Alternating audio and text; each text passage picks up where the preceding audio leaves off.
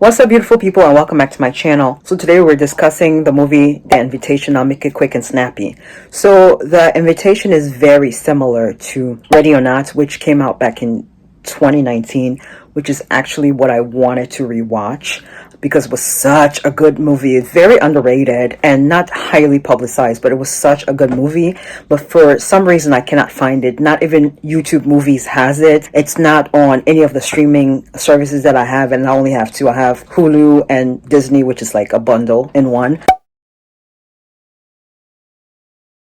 Yeah, so I haven't tried to order the DVD for it on Amazon, and they told me that the DVD is not going to be compatible with DVD players in the US. I don't know what that means, but if anybody knows where I can get that movie, please let me know because I really, really want that in my collection. If you've watched my DVD collection, if you haven't, I'll link it so you can see my collection. Is always good to have physical media, so when these streaming services like try to play you and remove things from there, you have the movie and you can watch it whenever you want. So quick rundown of Ready or Not, because it's similar to the movie we're going to be discussing, is that this lady, and I'm giving you the abbreviated version, this lady gets married into a rich family, and it is a family tradition the night of the wedding. So the night after they get married, or the night after someone gets married into that family, it's tradition for the whole family to play a game. And I think because the bride is the newest addition, she gets to pick what game you're going to play, and she happens to pick hide and seek, and she gets excited about it, not knowing this hide and seek is really, like all the games that they would play, is really a way to get a sacrifice, and she being the sacrifice. So in other words, she has to hide, and whenever she's found, she will get killed. But she doesn't know that until like maybe 2 or 3 minutes into the game, when she peers around the corner. She's hiding behind a bed or something, and she peers around the corner and sees that like somebody has been killed with an arrow. I think they also killed with a bow and arrow or something. If I can find some clips from it, I was trying to insert it, but like I said, it's difficult to find that movie on YouTube. If you're watching, please put that movie on. Even if it's like $3.99, I will pay for it. So yeah, then she realizes this is not a game, like this is like a fight for her life. She ends up getting out of there alive somehow, because she was the one that we're looking for to sacrifice, because you're part of some cult or whatever.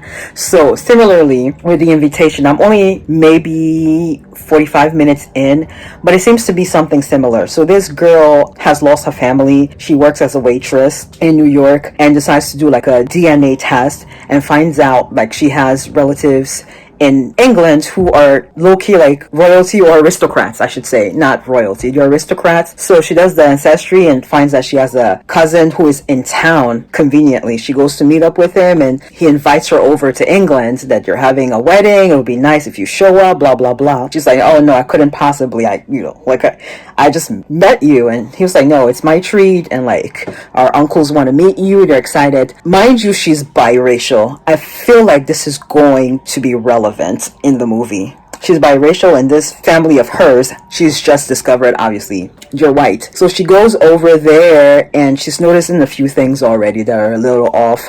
The butler is rude to the maids, which she doesn't like, because she herself is in that service kind of role, you know, being a waitress and everything, and she doesn't like the way the butler is talking to the maids after they drop something, which it was her fault, because she walked into them and they dropped glass and whatever. And then there's this guy who is the lord of the manor, takes an interest to her like rather quickly. Very handsome guy, but you know how it goes with with demons, like, you know, 6 foot, you know, 6-pack, you know, make 6 figures or whatever that joke is. But he's very strikingly handsome. His eyes are kind of like yellowish, which if I were her, I would have been questioning like, why are your eyes that color?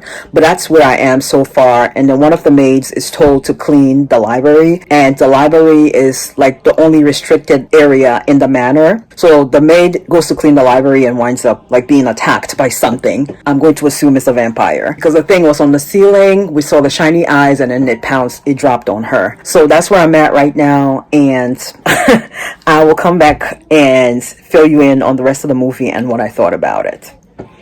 Okay, so the scene at the spa is very much giving New Moon, when Bella goes to open her gift at the Cullens and then gets a paper cut, and then Jasper lunges at her because he doesn't know how to control himself around humans. So that's what's happening when she's getting her nails cut, and the lady clips part of her skin and she starts to bleed. I'm like, oh, I already knew this was gonna happen because the camera, they kept like showing the nails. So I'm like, something is about to happen here.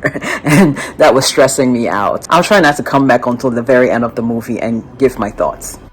Okay, so I'm done with the movie. So, like I said, the plot lines are very similar. Girl gets brought into a new family in a big house, and she doesn't know it yet, but she finds out towards the very end that she's going to be sacrificed some way, somehow. In this case, they needed her to be the third bride. The first bride had been married to the Lord of the Manor for 500 years. The second has been married for 100 years. That second one, the blonde, takes more of a liking to... Gosh, somebody's blasting music this late. Yeah, so that second one takes more of a liking to Evie than the first one and ends up helping her towards the end.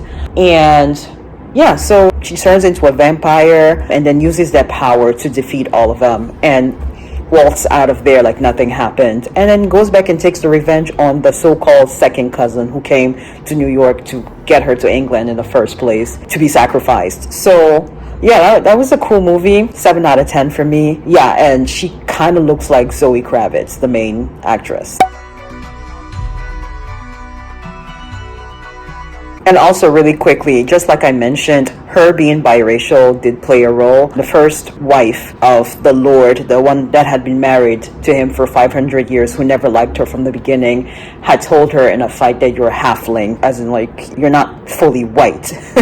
That's what I understand that to be. And even the butler who was rude to her in the very beginning had said, yeah, I told the Lord that you were subpar the moment you arrived, which explains why he was rude to her. So already they were like a bit microaggressive towards her. So that's the one thing I did want to mention, because I did say that I feel like her being biracial will become important or is important throughout the movie. And yeah, I was right.